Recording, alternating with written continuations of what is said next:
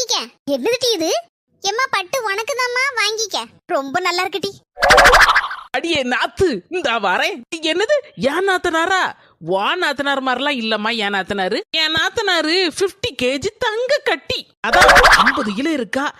தங்க கட்டினா தங்க கட்டி.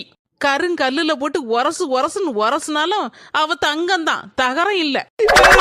எனக்கு கிடைச்ச நாத்தனா மாதிரி யாருக்கும் இந்த ஊர் உலகத்துல கிடைச்சிருக்காது. அவ்வளவு நல்ல கோடம்.